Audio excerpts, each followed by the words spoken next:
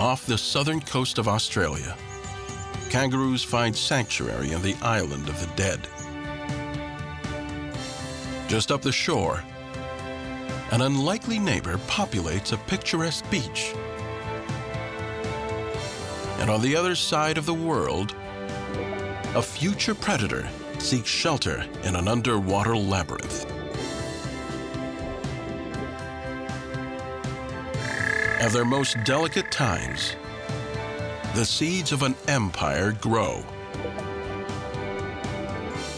The safety a sanctuary provides is essential to survival.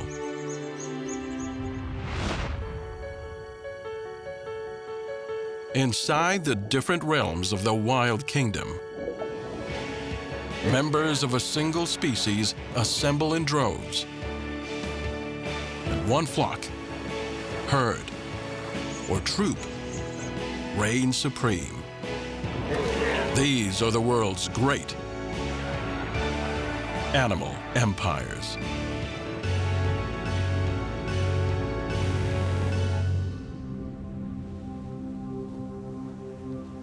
Off the southern coast of Australia sits the country's third largest island. While the rugged shoreline and vast ocean sprawl make for beautiful vistas, 2,000 years ago, rising sea levels cut this island off from mainland Australia. The isolation inspired an Aboriginal name for the island. They called it Karta, the island of the dead. The first stop on the journey to the afterlife.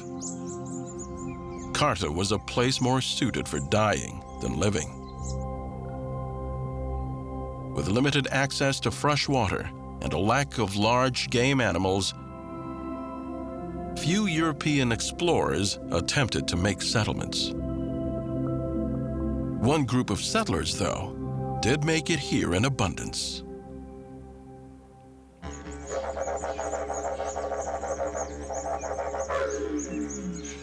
The western gray kangaroo. Their empire was so successful that they gave this place its English name, Kangaroo Island.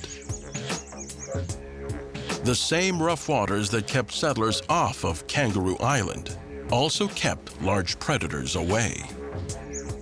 They created a safe haven for Australia's iconic marsupial, with the perfect conditions to build an empire. According to Aboriginal myth, called a Dreamtime story, the ancestral hero Ngurunderi flooded the ancient Murray riverbed to smite his two wives who had run away from him.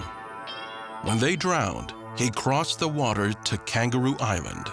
Overwhelmed by guilt, he left the earth to live in the Milky Way and became the Sky Father. It is believed that, upon death, a person's soul follows his path through Karta to the sky.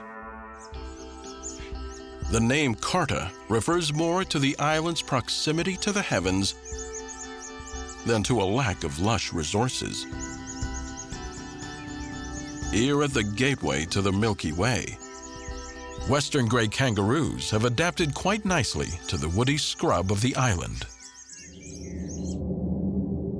The western kangaroo can be found in the south and western ranges of Australia.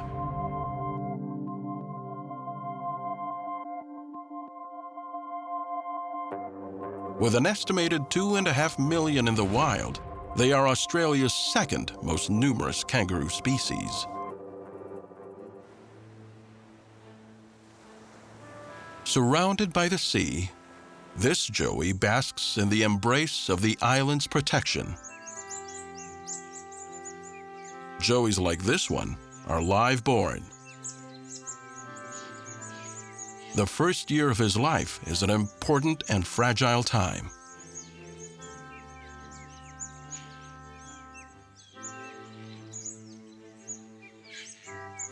He'll spend most of it in his mother's pouch. Like Kangaroo Island itself, the pouch provides more than just warmth and shelter. It is essential to the development and survival of this new life. Female kangaroos can be perpetually pregnant.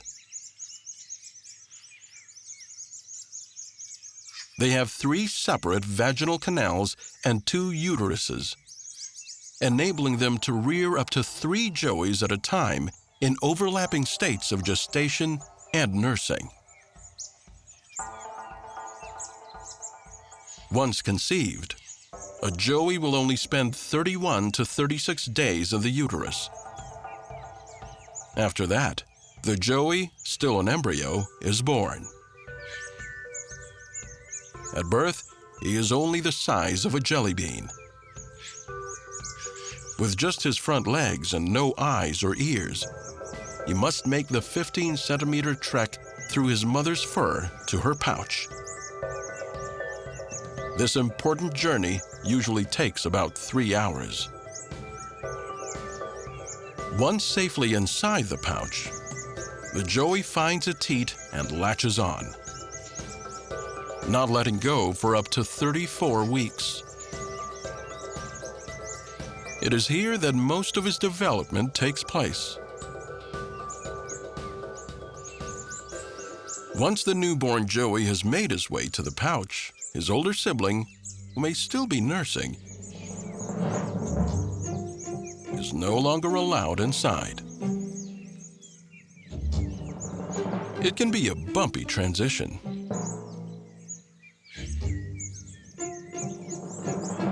During these times, when the mother kangaroo has both an embryo in her pouch and a nursing joey at her feet, she produces 2 different types of milk to meet the needs of both developing offspring. Born into this world, a fragile bean-sized baby, the delicate development of this joey relies on protection. The protection of his mother's pouch, and the protection that depends on the safety of his mother and the rest of their island empire.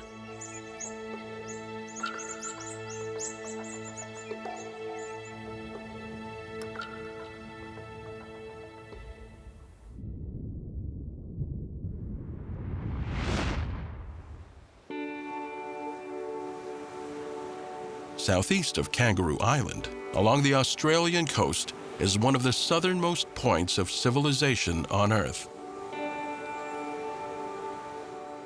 Phillip Island.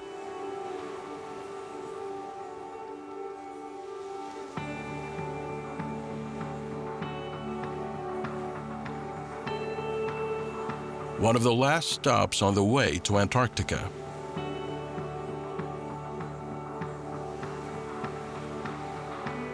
The cold ocean breezes keep the climate cooler than the rest of Australia.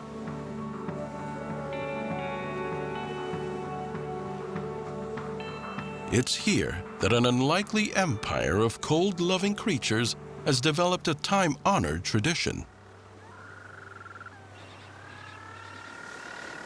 Dusk brings the fairy penguins parading onto the shores of Summerland Beach.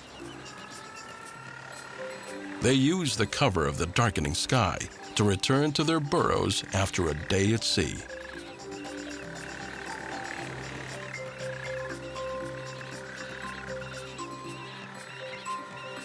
These blue-feathered flightless birds are the smallest species of penguin, earning them the nicknames Little or Blue Penguins. While some fairy penguins have been spotted on the southern coastlines of Chile and South Africa, most are found in Australia and New Zealand, where up to 600,000 find refuge along the shores. On land, penguins have a distinctively comical and clumsy appearance. But though their small wings and heavy marrow-filled bones may not allow them to be flyers, they help make them expert swimmers. Fairy penguins can travel up to 75 kilometers in the 15 hours they spend in the water each day. Their feet are positioned further back on their body, allowing for enhanced steering and stopping underwater. It's the combination of these feet and flippers, so particular to the penguin, that has created their signature walk. This hop and waddle endeared them to the public and ultimately helped save the fairy penguins of Phillip Island. In 2000, an oil spill threatened the penguin population here. The Phillip Island Penguin Foundation came up with an ingenious and adorable solution: sweaters. Donated sweaters not only provided warmth, they absorbed the oil on the penguins' feathers. Using them, they were able to save more than 96% of the penguins affected by the spill. While oil spills, plastic pollution, and fishing nets claim a considerable number of penguins, the open waters are also home to predators. Penguins make a great meal for sea lions, sharks, bigger birds, and fur seals. 30,000 fur seals, 1/4 of the Australian seal population, live less than 10 kilometers down the coast. For protection from these predators, the penguins make their burrows at the top of grassy hills, an inland safe haven to grow their empire. It's a long nightly waddle from the shore. Many have partially digested food in their stomachs, destined for their babies' mouths. The chicks wait near their burrows impatiently.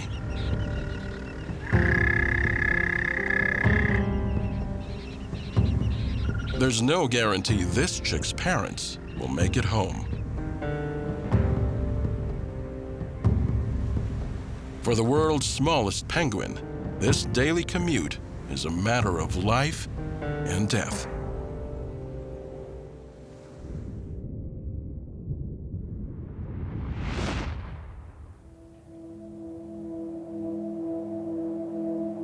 On the other side of the world, in the warm waters of the Bahamas, the Bimini Islands sit in a world of their own, closer to Miami than Nassau. Along the shores of Bimini grows one of the most important forest types in the world: mangroves.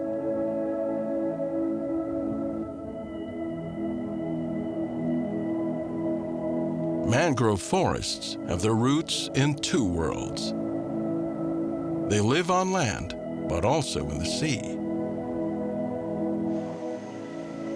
They filter the salt from the ocean water, allowing them to grow on the coast. Rooted in the brackish water of the ocean, they're at the whim of the tides. They protect fragile strips of land from hurricanes and tsunamis, filter sediment for nearby coral reefs, and provide an important sanctuary for breeding tropical fish. But they also provide sanctuary for their predators. Before they are big enough to rule the deep waters off the coast, an empire of juveniles also seeks out the protective labyrinth of the mangrove roots: lemon sharks. This nursery will remain an important place throughout their life. Lemon sharks prefer the warm enclaves provided by the coral reefs, mangroves, and bays of the tropical Western Atlantic Ocean.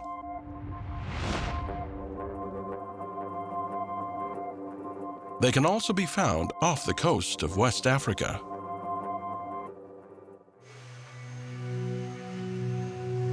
Lemon sharks breed in the spring and summer months. After a long gestation period of 10 to 12 months, the expecting mother returns to the same nursery she grew up in. Lemon sharks are viviparous. They give birth to live young. Each mother will have between 4 and 17 live, free-swimming pups. Though they will become some of the largest sharks in the sea, growing up to 2.5 meters, lemon sharks are much slower to gain maturity than most fish or even other sharks.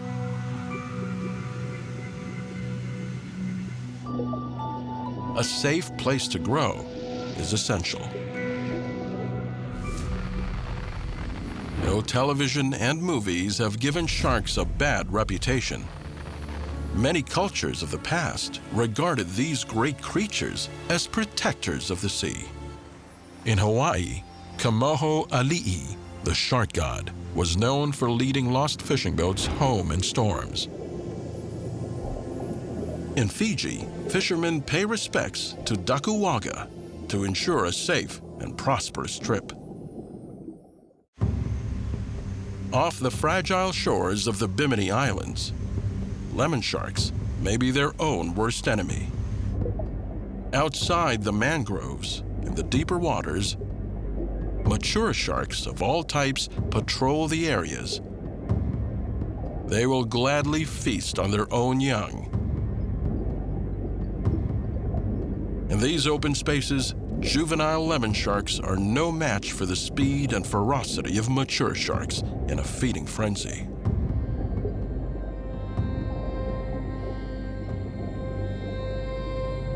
But in the tight confines of the roots of the mangrove forest, where shallow water and a tight labyrinth of roots make access impossible for larger predators, juvenile lemon sharks can rule the roost.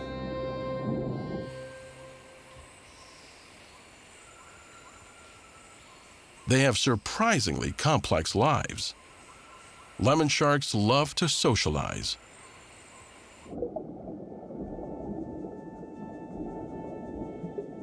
For the first year of their lives, they don't discriminate. They will follow any shark they happen to come across. Eventually, they begin to socialize with other lemon sharks. These groupings are called shivers. Lemon sharks have larger brains relative to other sharks. They use their smarts to learn from their interactions within the shiver. The younger, smaller ones pick up survival techniques from the larger, more dominant sharks. At a year old, they begin to form smaller shivers with sharks that are of similar size and speed. The uniformity of these shivers helps the survival of each shark. Drastic size variation, the oddity effect, can attract the unwanted attention of predators. And as these sharks learn their complex foraging methods, this size parity means there tends not to be a single dominant feeder. So they all get their fair share of food. The empire of the sharks is a deeply intelligent one. It depends on complicated communication among a tight shiver of like-minded sharks. It can take these young more than half a decade to mature enough to travel to deeper waters. In the meantime, it's crucial that these juvenile sharks have a safe place to prepare for the coming years, when they will be larger and inherit their empire as kings of the sea.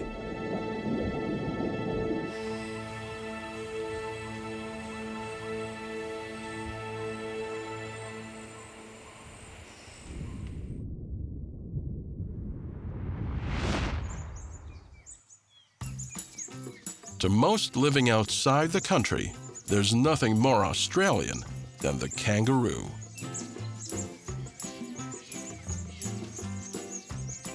Even to many Australians, the continent's largest mammal embodies the spirit of their country. Whether it's the fact that kangaroos can only move forward, or its human-like boxing techniques, this magnificent marsupial is the source of patriotic pride and amusement. Though the kangaroo may have many adoring fans, humans threaten the animals the most.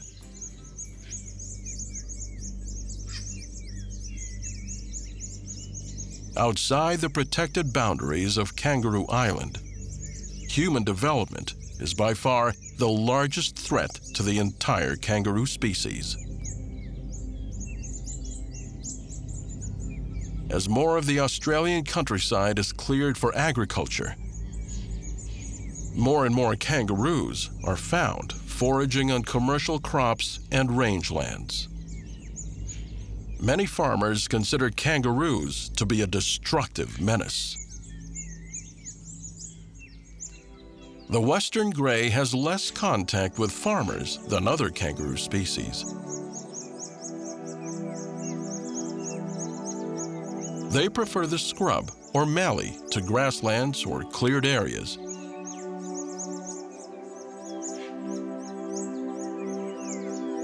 Even after they've fully foraged a wooded area, they will often avoid farmers' crops.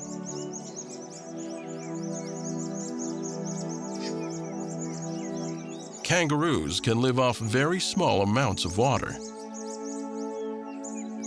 Red kangaroos can actually survive without direct access to fresh water, getting their hydration exclusively from green plants. Gray kangaroos do need to drink, though.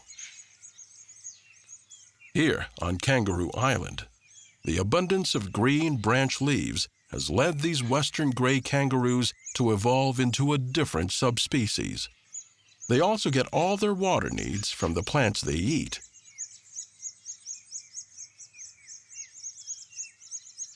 With longer arms, they can reach the top of bushes.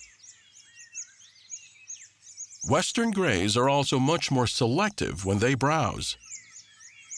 They avoid plant species high in tannins and salt, helping to maximize nutritional intake and avoid dehydration.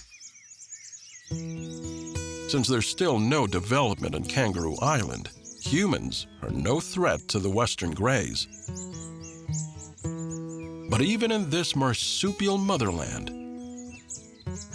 this Joey faces great challenges if he wants to contribute to his empire. Soon, he will reach maturity and compete for his shot at continuing his parents' legacy. For in order to continue the empire on Kangaroo Island, he must mate and create the next generation.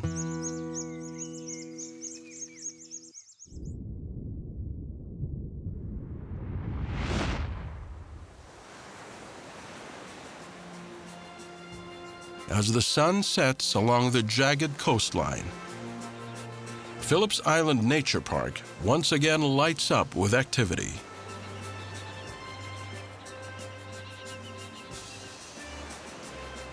The patterns of the penguin empire are so ingrained in their behavior, the majority of the 6,000-strong colony arrives within 50 minutes of sunset. Instinct tells them that there is strength in numbers.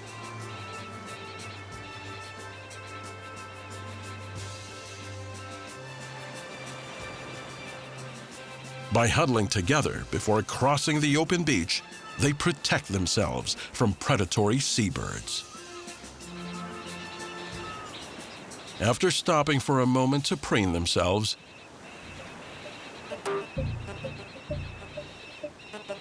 they cautiously waddle across the beach, keeping close to each other.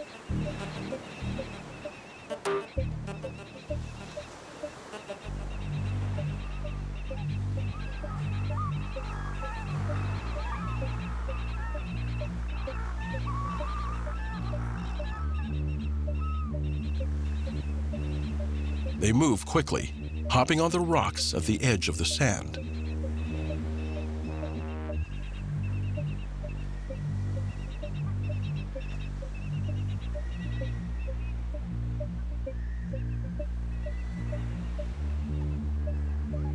as they get into the safety of the bush and tall grass.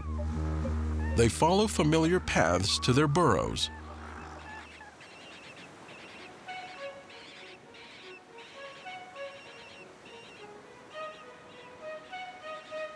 As they walk, they identify familiar landmarks.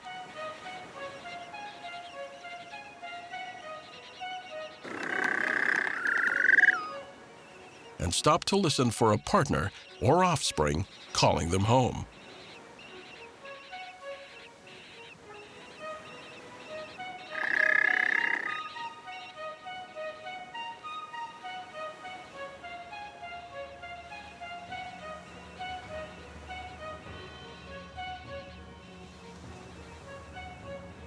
The young call frantically. The infant penguins approach every adult that passes their way.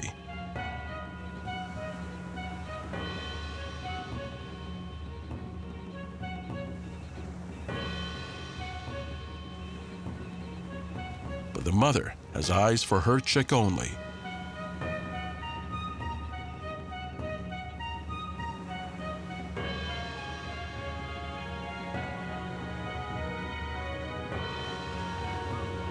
Soon, the family is reunited.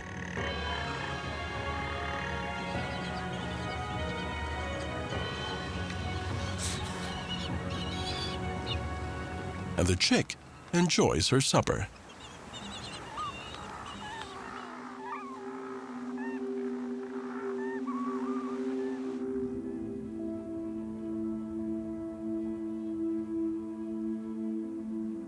Fairy penguin empires tend to thrive on offshore islands, where they're safe from feral predators like foxes, dogs, and cats.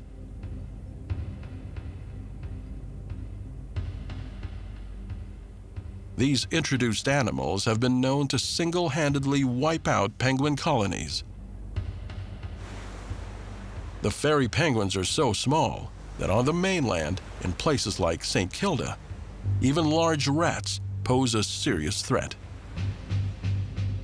Here on Phillip Island, the nature park has taken proactive measures to prevent predation. Foxes are trapped and removed. Dogs and cats are strictly prohibited. On Phillip Island, the fairy penguins excavate their burrows in the shrubs close to the shore. Beach development once threatened these dens. But for the past 70 years, residential properties have been converted back into wildlands. And a new type of penguin home has been constructed.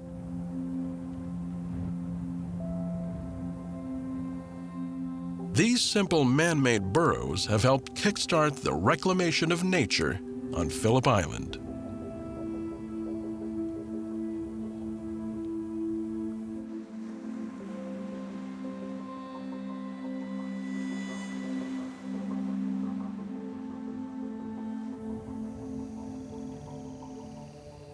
Some of the most important moments in the penguin's life occur in these little shelters. In spring or fall, the female penguins lay their usual clutch of 2 eggs. For the next 33 to 37 days, both parents will take alternating shifts of 1 to 2 days incubating the eggs while the other ventures into the sea.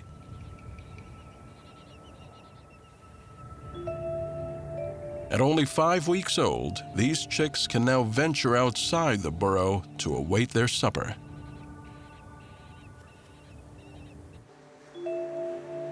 In less than 3 weeks, they will be joining the rest of the penguin empire in the water. The burrow is for more than mating and raising chicks. It also provides shelter during molting season. Since feathers cannot heal, damaged or old feathers are dropped during the molt, and brand new feathers come in to replace them. Having finally grown its outside feathers, this chick is ready to molt for the first time. The penguin's outside feathers are hard and smooth for streamlined swimming and protection from the wind. Underneath, they have a layer of short, fluffy down feathers that provide insulation in the cold waters of the Indian Ocean. Since small holes in their underlayer can cause hypothermia, this chick will return every autumn to molt again, ensuring a full, healthy set of feathers. Safe from the threat of predators.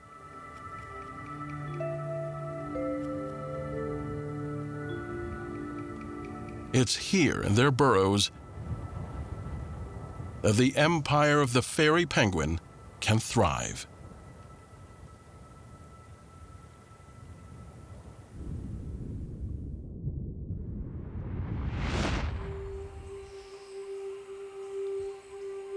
In the shallow waters of the Bahamas lie endless tracts of warm and shallow pools.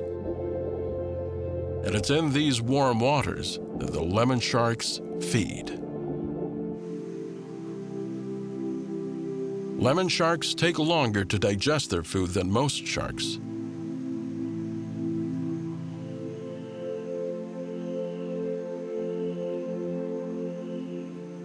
They must eat large quantities, but they're picky eaters. This is where the complicated socialization of the lemon sharks becomes vital. As the juvenile sharks define their group by size and speed, they also share a taste in prey. Hunting takes up a lot of time and energy. So they hunt only prey that provides more energy than it takes to catch. The sharks often target slower swimming fish that are easier to catch, like parrotfish and mojaras, which rely on camouflage instead of escape as defense.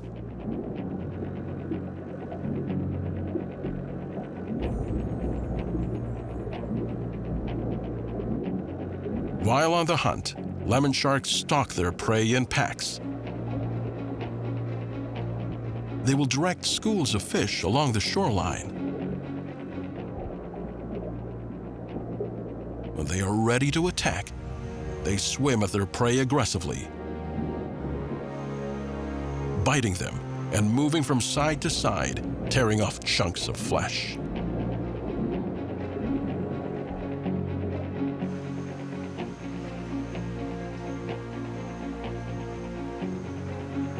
This is when the infamous feeding frenzy begins. Shark legend says that blood in the water heightens the frenzy.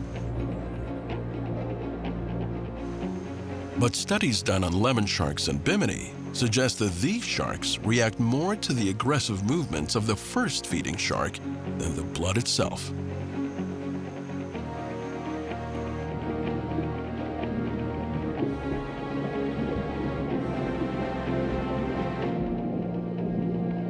Even a lone lemon shark can be a devastating hunter.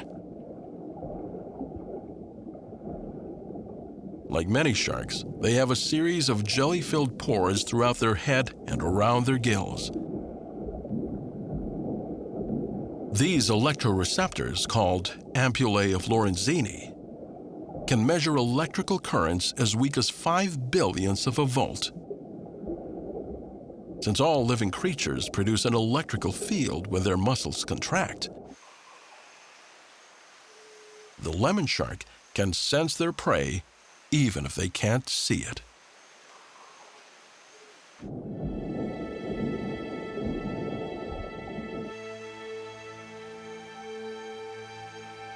It will be many years until these juvenile lemon sharks have grown enough to make it in the open ocean. Until then, they depend on these sheltered shallow waters, where they can learn to hunt cooperatively. So deeply ingrained is their bond with their home that they will remain here, even if it is threatened.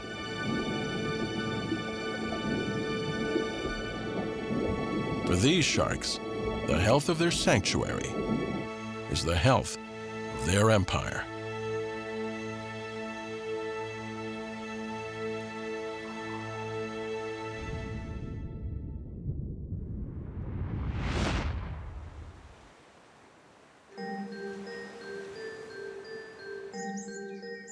Back on Kangaroo Island, the joey is beginning to venture further from his mother's protective eye,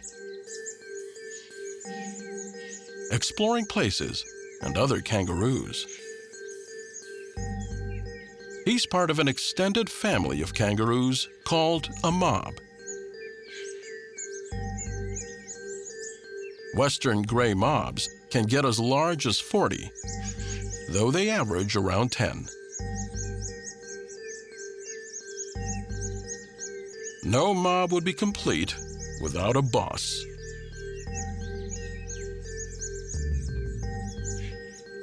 The largest, strongest male is the boomer.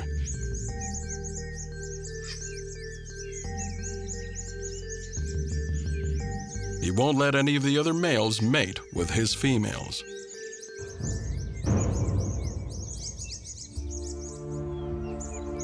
He sniffs around for any opportunity to mate, hoping to find a female in heat.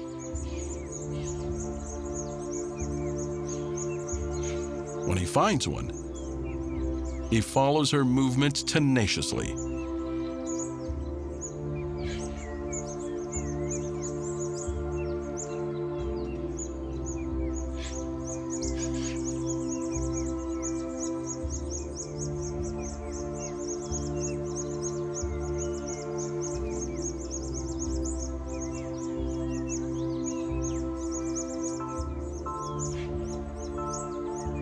After some pursuit, she stops and shows interest. Unfortunately, even with a consenting female, other interruptions can occur.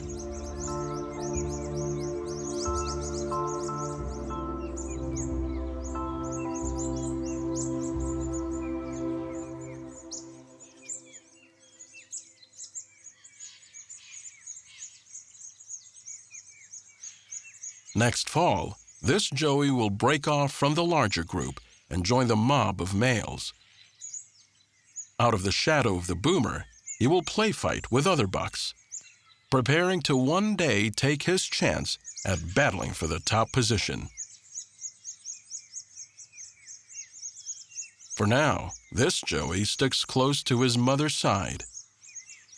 It may take up to 6 years for him to reach sexual maturity. Until then, he will remain in the boomer's shadow, watching and learning.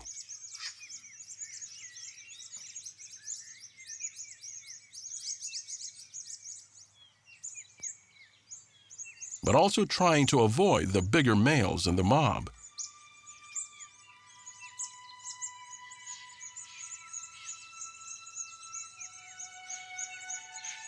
For the sake of self-preservation, the joey must learn to bow his head and quiver in order to avoid a fight.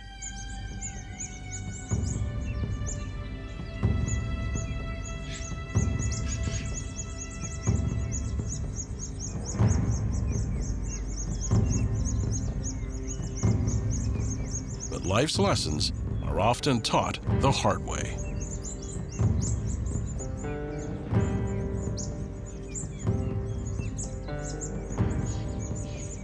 Here's no worse for wear. Though fatalities from fighting are rare, the back claws of the kangaroo can be deadly. In extreme cases, a kick from the back feet can disembowel their opponent.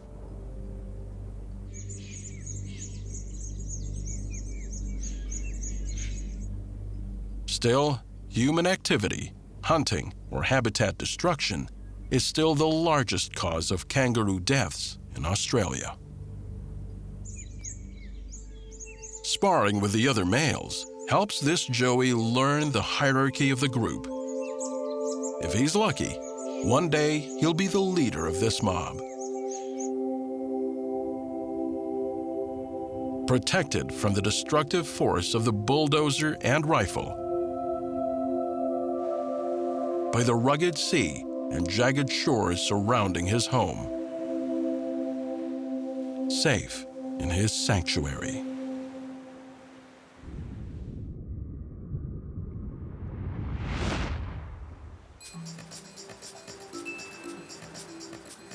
Every year, between July and December, the fairy penguin chicks that are sexually mature, 2 years old for females and 3 years old for males, look to find a partner to mate with.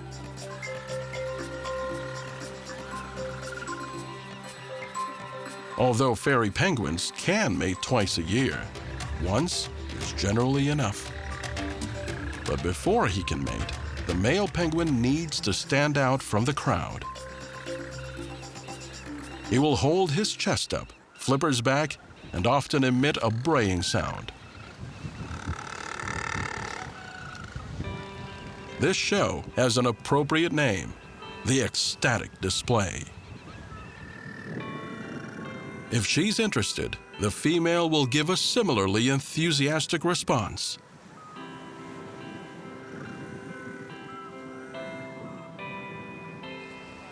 Mutual ecstatic displays often lead to preening.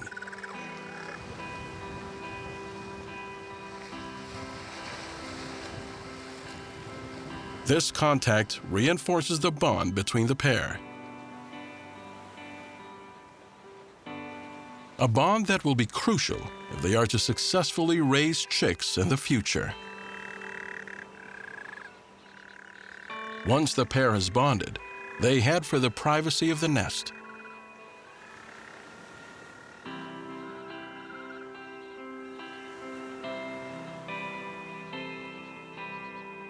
A few nibbles on the back of the neck should seal the deal.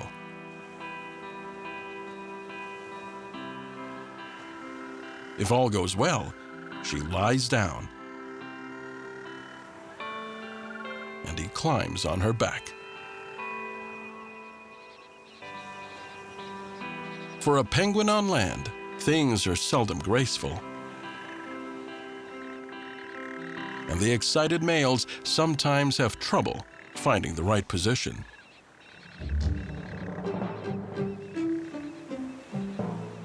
Copulation takes mere seconds. It has to.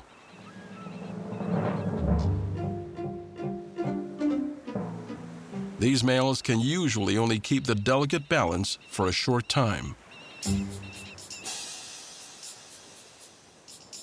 The penguin couple will remain monogamous until the chick has successfully entered the water with the rest of the adults at around 7 or 8 weeks old.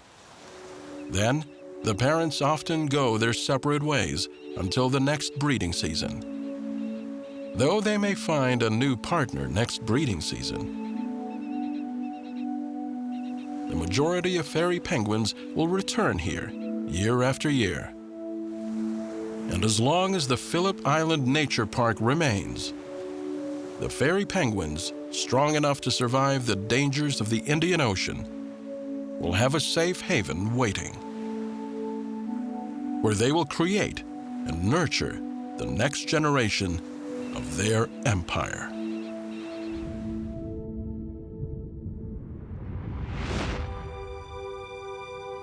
Back along the shores of the Bimini Islands, the dense mangrove forest contains so much decomposing organic matter that the water often looks like tea. It's a warm, oxygen-rich habitat, perfect for the slow-developing lemon shark.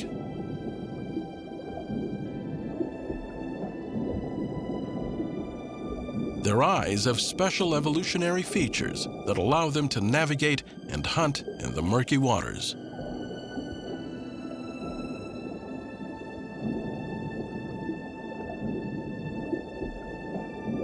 They're equipped with a layer of mirrored crystals located behind the retina called tapetum lucidum.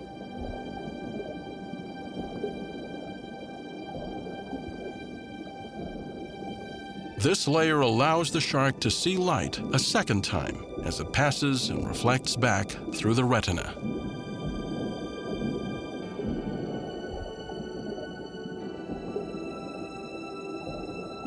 Although the images are less focused, light sensitivity is greatly increased. In dark, murky water, a shark can see up to 10 times greater than a human can in clear water. Lemon sharks are fiercely loyal to their natal habitat and will remain there even if the habitat itself is threatened.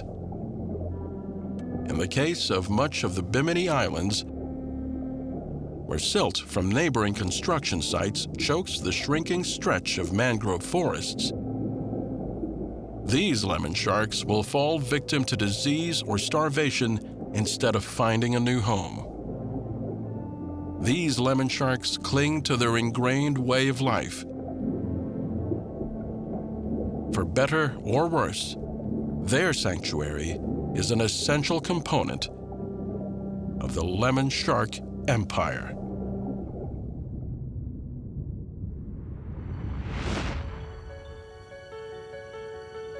Against many odds, these young have become mature. Though their own future is often unknown, one thing is certain: threatened by predators, shrinking habitat, or even their own kind, the fates of their empires rely on the warm embrace of the cool sea, the shallow maze of the mangrove trees, or the protected beach on a summer's night.